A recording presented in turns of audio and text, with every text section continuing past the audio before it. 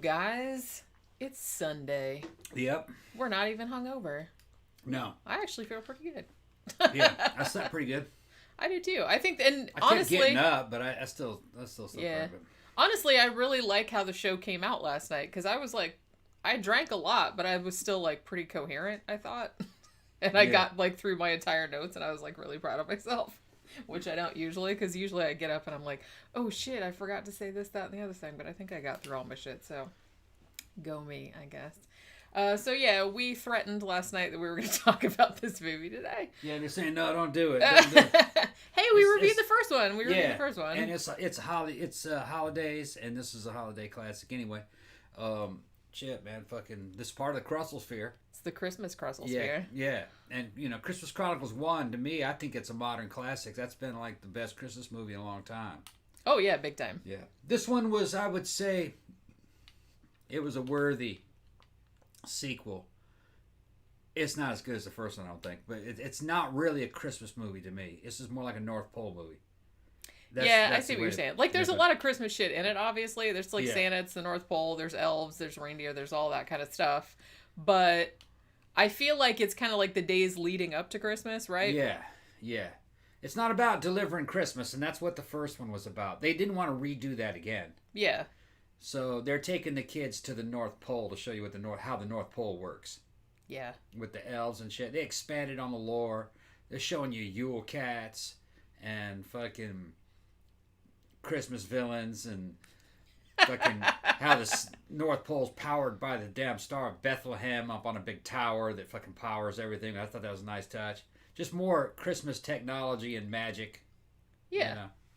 It was like, so basically this was actually directed by Chris Columbus, who obviously very famous, probably most famous for Home Alone, but he also did Mrs. Doubtfire. He did the first 2 Harry Potter movies. So kind of he did like a lot of big movies in the 80s.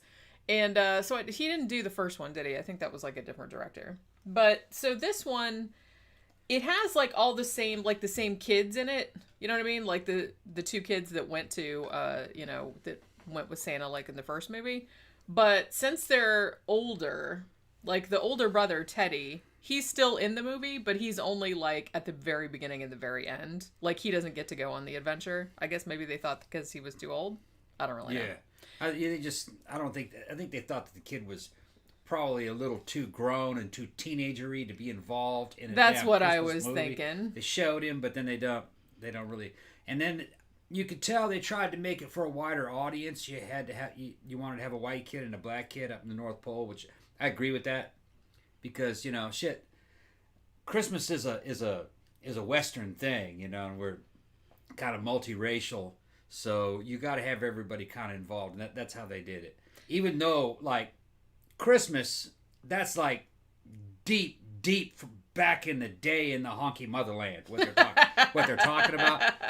But it's accessible to everybody. It's not ethnocentric. That's what they did. Anybody want to celebrate Christmas however they want to celebrate it. It's no skin off my nose. the mom from the first one, her husband died, and she's got a new boyfriend who has a son who he's kind of shy, and he's not. And kind of nerdy, like he's allergic to everything. He's scared of everything and everything. So he's like a little pipsqueaky kind of kid. When they first showed the boyfriend, they showed him from a distance. And fucking, I thought that was fucking, that comic. What's his name? I can't remember. Oh, you said it, but now I can't remember what it was. I think that guy that plays him, I can't remember what that actor's name is, but I think that guy is actually known for comedic roles, but they didn't give him a lot of comedy to do. He wasn't in it for very long. He's only in like the very beginning and the very end. Like, they don't like do a lot with him. Because, the adventure starts like pretty soon into the thing. So so what ends up happening, so she has a new boyfriend, and like I said, that was another way to get like a littler kid, because they have the same girl too, and she's like a little bit older. I don't know how old she is now, but so it's another way to get a littler kid involved as well, who hasn't been there before, and she's been there, so she can kind of like... Dave Chappelle, that's what his name is. I thought it was... You just saw him from like far away. They showed him from a distance, goes, man, that's Dave Chappelle. And then for a minute I thought it was Dave Chappelle, and then they kind of zoom in on it, and I was disappointed. I was like, oh, that's not Dave Chappelle. It would have been fucking hilarious if it was Dave Chappelle. Hey, how you doing? Hey, he's just fucking being corny as shit. It'd been fucking funny as I'm your mom's boyfriend. Fucking Dave Chappelle. Fucking, I love that fucking some of his routines, man. Talking about Prince. Actually, he did Prince, but it was in Eddie Murphy's brothers. Charlie Murphy's fucking telling a story about bugging having pancakes and playing basketball with Prince. That's probably my favorite bit that he ever did. That's fucking the couch and shit. Yeah. That's fucking funny as fuck. I mean, I think everybody loves that bit. I mean, how can you not love that bit? That's like fucking hilarious. But yeah, unfortunately, it was not Dave Chappelle in the movie. But it would have been so much better if this it was guy Dave did okay, but it's like good. But... like I said, this guy, I think he's known for comedic roles, but they didn't really give him any funny lines. He's only in it for like 2 minutes or something like you know. Yeah, he's only in it for very beginning. It would have been. For me, it would have been. I'd have been rolling if it was Dave Chappelle. Yeah. Yeah, it'd have been fucking funny as fuck. But yeah, so basically, what happens with this one is like it's been like 2 years since the last one. I think is about what the timeline was. And so the little girl's grown up a little bit. The mom has a new boyfriend, and the little girl is like not having it because she's kind of like, you're trying to replace my dad or whatever. Because you know how like little tweens do or whatever. So they've all decided like the new boyfriend has taken them all to Cancun for Christmas. And the little girl is just like really pissed about this, and rightfully so, because she's like, this doesn't even seem like Christmas. We're on the fucking beach and shit like that. And I'm like, exactly, little girl, because that's kind of like what having Christmas in Florida is like, except every year, and it sucks. So I can understand, like, because she's into like Christmas. Oh, it's gonna snow. We can have hot chocolate and all this other kind of stuff. She's like, now we can't do that because now we're like out on the fucking beach and it's like summertime and that blows and it doesn't seem like Christmas. Badger's in there saying that he liked it because it wasn't a rehash of the first one. Yeah, they did something different. Yeah, I said the same thing to Jenny after we got done watching it. I was like, I said, well, I think it went in a good direction because they couldn't remake the first one again. Yeah, you have to do something new. So what you do is you take, it's a movie for the whole family. So you know that from the first one, the kids are going to want to know more about the North Pole. So they take you to the North Pole. To the village, yeah. To meet Mrs. Claus and all that shit. And, which is, that's Krussell's wife, what's her Goldie name? Hawn, yeah. Goldie Hawn. So she's like in a lot of and she does a great job. Which I thought was nice. Yeah, she does a great job. Fucking, she can do a bunch of shit, too. Christmas magic. Exploding cookies. Yeah, just everything. And they showed the reindeer and where the reindeer live. It's all everything that like a kid would want to know about the North Pole. They kind of delivered on that. Also, I liked that the elves were in it more because I don't know why this makes me laugh so hard, but even from the first movie where Krussell is speaking whatever the elvish language was, which sounds kind of like Finnish or something probably like that. Laplandish. Or something like that when he's like speaking that to the elves, and there's like that just for some reason that like just like really cracks me up. And then they have a lot more of this. The little girl can speak it, and she doesn't know how she can speak it, but she can speak it every now and then. Yeah, they kind of addressed that in the first one that because she's a true believer, that's why. Yeah. So like when you're a true believer, you can magically like speak the elf language like back to them because those elves are like hilarious. I love those little elves. There's a villain in there called Belsnickel. Yeah. He's played by, it looks like a New Zealander kid or something. That kid is on, I looked him up and he's on, I don't know where he's from. He's Australian or New Zealand. Australian, yeah. Or a New Zealander, I can't remember. But he's on some other show called, Hunt for the Wilder People or something like that. That's kind of where he, came up from. He's probably about 14, huh? 13, it's hard 14? to tell because he's like a big kind of boy. A big kid, yeah. He's a big boy. He did a great job though, and he did a great job in the role. His acting he's basically, I like that they kind of took some, because they still have some like kind of Christian-y trappings, like they have the Star of Bethlehem and stuff. They don't talk about Jesus or nothing like that, but there is like a Star of Bethlehem, and that's kind of what's powering the village. Yeah. And it's also what makes the weird temporal time rift, so that time doesn't pass the same way, like in the North Pole or whatever. Yeah, there's like wormholes that time travel. There's all kind of shit. And so they have that, but they also did like some cool, pagan or Christmas legends. So like you said, they had the Yule Cat, who's kind of like a bad guy, which I guess he sort of is. And Belsnickel, who I think we talked about Belsnickel and the Yule Cat on one of our, like probably our first Christmas show that we did, like Christmas Creatures or whatever. Now Belsnickel, it's a Germanic thing, and he's basically like a less monstrous Krampus. Like he's he's the guy that has a bag of like candy and presents and stuff for the good kids, but he also has like a whip like to beat the bad kids. Yeah. And he like kind of looks like a hobo. Yeah, in this one he just looks like a regular kid, and they explain his nature is explained as he's a cursed elf. Yeah. So he started out as an elf, and he kind of went bad. But then he went rogue, and then he turned into a human. And they had a pretty good time with that story. It was just like I said, it was a worthy sequel to the first one. I think I still like the first one better. The musical number in this one, it was good, but it wasn't quite as fucking tight wasn't as rocking as the first one. Well, I mean, plus the first one had hookers. Yeah, it had hookers. And criminals and Grand Theft Auto. Could have been. This one didn't have any of that stuff. Could be that I haven't. We had only seen it once. True. Maybe on multiple viewings it sticks with you, but it's a decent sequel to it. I'm pretty sure they'll probably make a third one. They probably will. Yeah. I feel like this one's getting like wildly mixed reviews. Like some people really, really loved it and some people really, really hated it. Really? Yeah, I feel like I didn't really see a lot of stuff in between. But salty bitches. Salty bitches.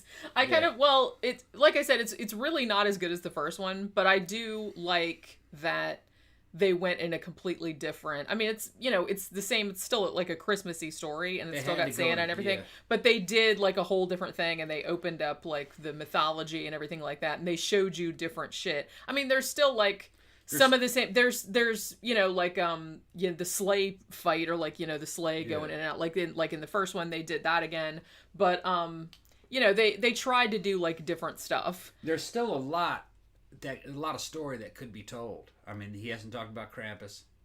They haven't talked about a lot of Christmassy stuff. I was kind of hoping Krampus would show up. Maybe Krampus will show up in the third one. That's what I'm saying. Although they've made there could be. There's a lot more. You can go a lot of places with this for a third movie.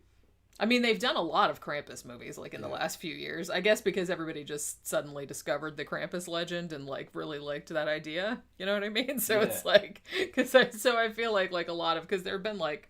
Other than the one that was just called Krampus, which is actually really good, but there have been like a lot of asylum level ones too that I saw like on Tubi. And a Christmas, what the fuck is that anthology movie called? A Christmas Horror Story, I think it's called, or Christmas Horror Stories. I don't remember, but it was like 4 or 5 different stories, and they had one where Santa and Krampus were fighting, and also there were zombie elves. It was great. Yeah. That was like the wraparound story. Yeah. There was other stories too, but like that had Krampus in them. But the zombie elves, that was fucking fantastic. So if you guys haven't seen Christmas Horror Story, definitely check that shit out. I don't think there's much more I can say about this one. Probably not. Like I said, you don't want to spoil it too much. Yeah. I will say that I don't know if I liked the wraparound that was in Cancun. Because for the same reason that the little girl, like in universe, the little girl didn't like it because it didn't seem like a Christmassy movie. They're trying to bring Christmas stories to a global audience. Not everybody lives in a fucking in the northern hemisphere, you know what I mean, up at the top where all we have the same problem as like the Australians where they have Christmas in the middle of fucking summer. That's right. Yeah.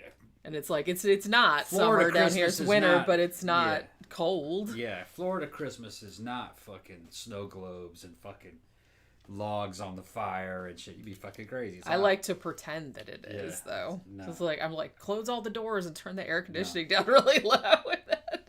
Yeah.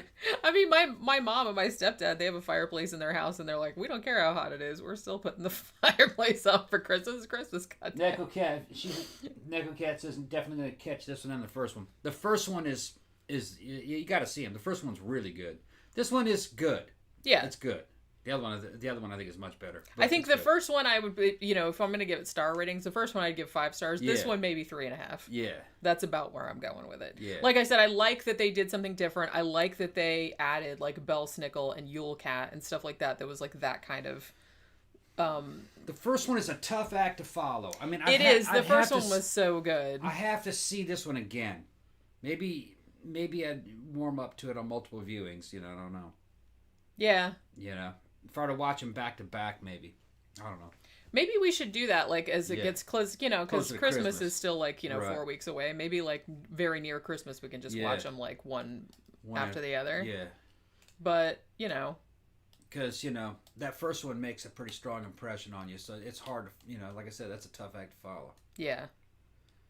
I mean, anything with Krussell in it. And like I said, that, with Goldie Hawn having like a more expanded role, I really liked that. I really liked that they, showed more stuff. And they showed like more shit that she could do. Like I said, she's got like magical cookies that explode. The first one sticks with you because it's more of a classic Christmas story about getting the presents out to the kids and this and that and just the pacing of it. And it happened on Earth. Yeah, and it all happened on Earth. So it feels like a Christmas movie. Very much so. This one doesn't feel as Christmassy. Yeah. It's something taking place at the North Pole. They don't really talk about getting Christmas and making Christmas. It's trying to save. They're just trying to save Santa's village. Yeah, like the Santa village. So it's a little bit different. It's more just like Christmas is coming, but it's like not.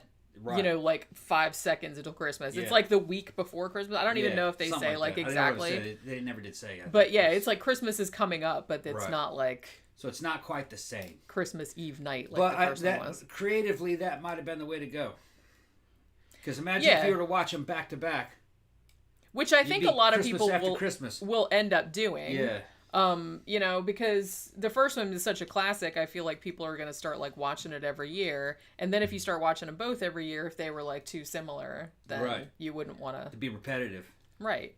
Yeah. It's just the way it is. I mean, so we'll add this to the rotation as well. Usually I don't watch, I don't want to say I don't watch the same things every Christmas, but I do like to watch all the Christmas Mystery Science Theater episodes like right around Christmas time. Santa Claus Conquers the Martians, and then what was the newer one they did? The Christmas That Almost Wasn't. That was like on the Netflix show. Yeah, that was a fucking weird ass movie. So I like to watch those. I like to watch at least one of the Christmas carols. The Muppet one's good, or the one with Alistair Sim, or the one with George C. Scott. Those are the best ones, I think. But some people like the Mr. Magoo one.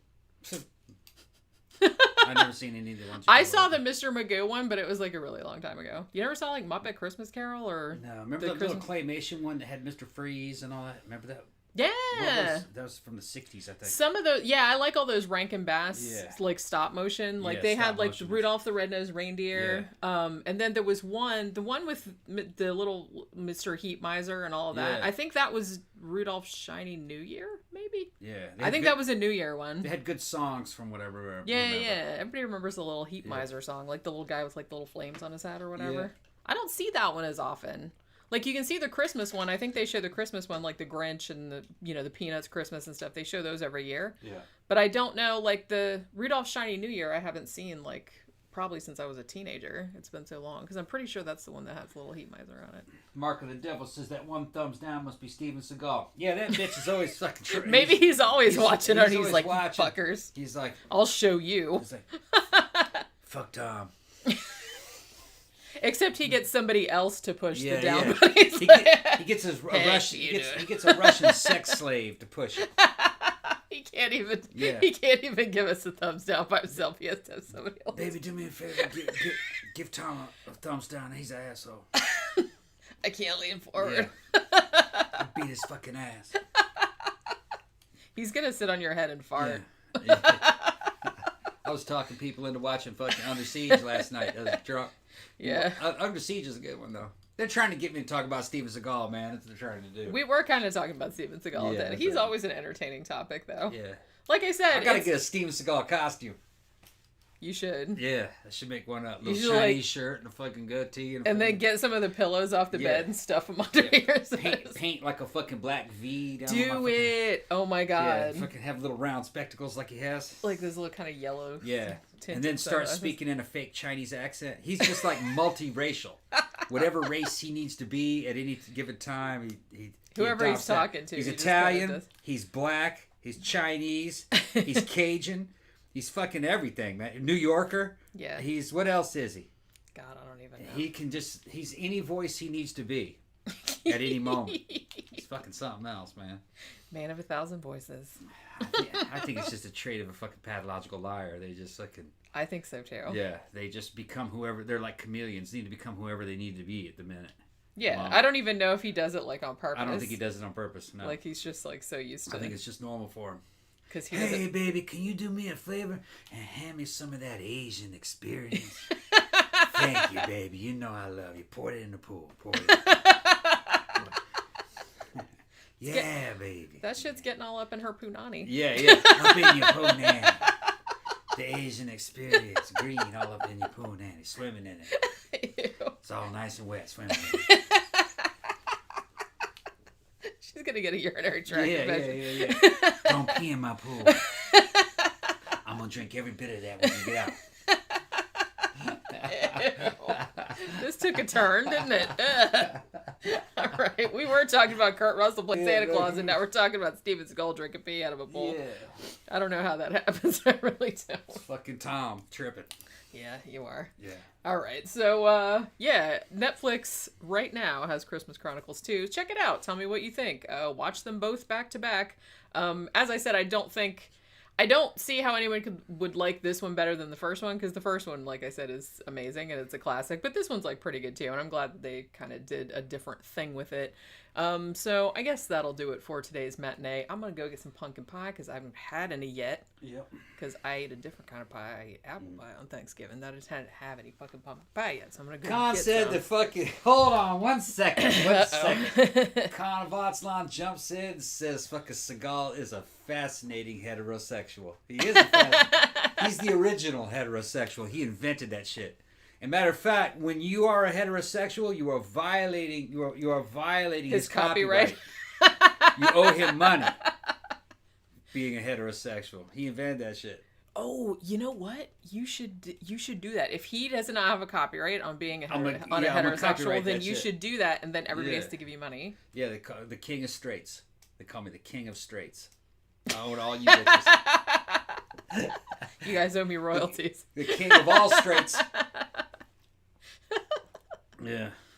I'd fucking be a billionaire overnight. That's what I mean. We need to find a way to work that angle. They gotta pay me.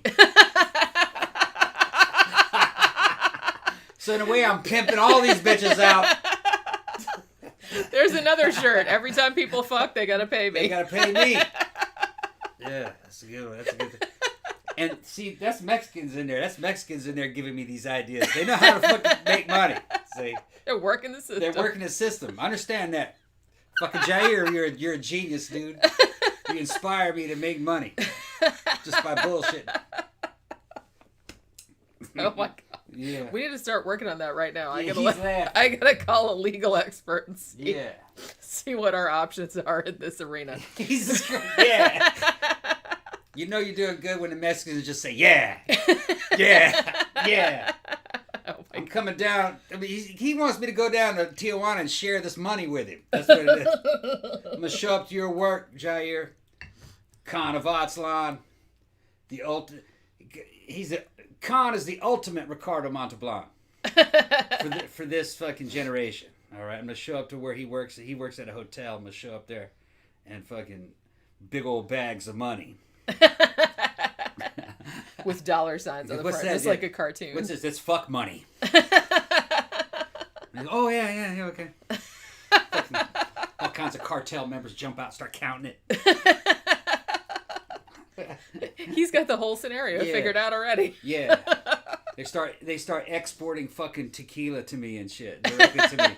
No tax stamps or nothing. Just comes right across the border. No taxes paid to the federal government. We're just gonna have the shit shipped in. It'll be blue. We'll ship it in like it's a window washer. And then once it comes here, I'll use a chemical process to turn it back yellow again. See what I'm talking about? And then I'll put it in a bottle and fucking sell it. It's tequila. It'll be the finest tequila.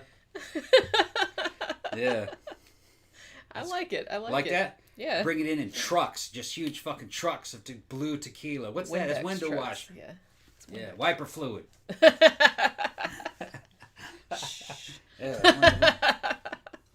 All right, you done? Yeah. All right. Con said he needs a Jaguar. All right, I'll give you a Jaguar. Wait, like an actual Jaguar or a car? The car, I thought. One of each? Yeah. Louie's laughing. Okay. I would like an actual Jaguar. All right, we gotta go. Yeah, we gotta go. I want some pumpkin pie. Yeah, fucking. Yeah, go watch some Christmas movies. That, you know. Seagal's gonna try to come kick my ass. All this shit He's gonna ring the doorbell. He's gonna do the door right now. Where's Tom? I'm totally telling him where you are too. Yeah, And then yeah. I'm gonna like videotape the phone. Tom, I've been watching your show. I tell you keep talking shit about me. I gotta take care of that. Can't let this stand. Not this injustice. Me and Seagal fighting and shit. No, you and Seagal stunt double. Yeah, Seagal stunt double He'll comes bring out him- and whips my ass. Yeah. And Seagal will just stand there and go, and that's what you get. Yeah, that's right. I forgot. He doesn't fight anymore. His stunt Right. double does it. Yeah, it's good. You write that book, Jenny. Okay. All right, then we'll sell it. I mean, I think the only way he'd kick your ass is if he like fell on you. I'll just run in this real tight circle around him. He fucking after a few minutes, he gets tired. We're assholes. Come here, you little fucker. Oh my god. I'm picturing it. Yeah. it. Somebody needs to animate that. Yeah. That'd be funny as shit. All right. Yeah. All right, we're done. Yeah. Because my eyes are watering because I'm laughing so hard. All right, so thanks you guys for stopping by. We'll be back again tomorrow for another live matinee show, another new movie. So we'll see you tomorrow. Bye.